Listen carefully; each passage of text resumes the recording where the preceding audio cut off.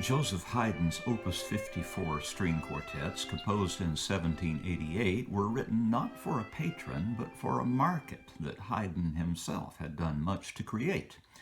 An insatiable clamor for more music for the talented amateurs that had formed such ensembles all over Europe for entertainment and edification purposes. These three quartets, along with the three members of the Opus 55 set, were first published with a dedication to violinist Johann Tost, whose primary role in the creative endeavor seems to have been the responsibility of taking them to Paris for publication. That dedication has since disappeared, but these works have forever after been known as the Tost Quartets. That trivia needn't occupy us. What's important about this set is that they were the most public quartets Haydn had composed to that time, more concerto-like than most of their antecedents, more like concert hall music. The first few measures of the vibrant G major work at hand will certainly convince you of that if this is your first time hearing them. That opening is brilliant and promises much, and of course Haydn never fails to deliver.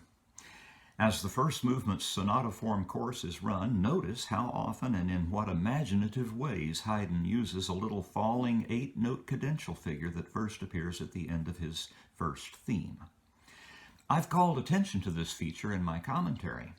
If you'll trace Haydn's use of that figure, that alone will guarantee your enjoyment of this music, music that pulses with life and energy. This is another of Haydn's monothematic movements, and in this case, that feature becomes the occasion for one of the composer's most outrageous musical jokes. That is, the beginning of his second theme as though it were a second statement of the first, in the movement's tonic key.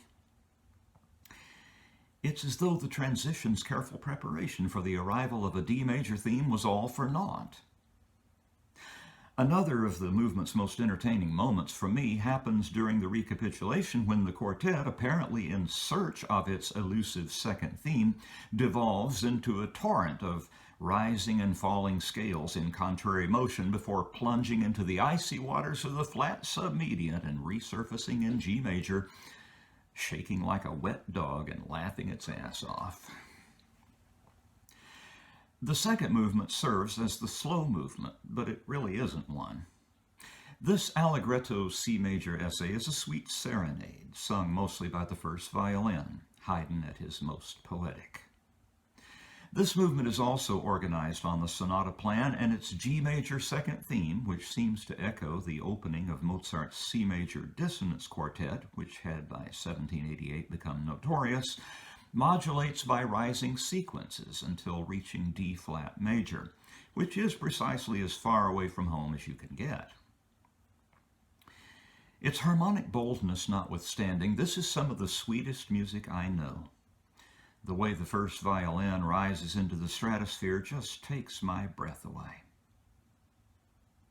The minuet movement is about as clever as a minuet can be, with its awkward 5-bar phrasing, sly chromaticism, and deceptive derailment serving as the perfect setup for a trio that simply laughs.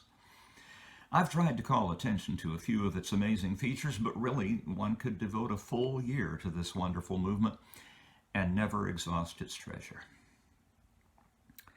And of course, the finale is everything we've come to hope for from this composer, a G major contradance organized in rondo form with contrasting episodes in G minor, B minor, and G major in that order, with each of those episodes based closely on the main theme, which lends a deep thematic unity to the whole. A chattering accompaniment permeates most of the movement, which ends quietly with another of Haydn's rare musical jokes, a little bye-bye gesture, as if waved from a distance. All in all, this is one of the most entertaining string quartets I've ever heard, and it's a great pleasure to serve up this analysis during this bright holiday season.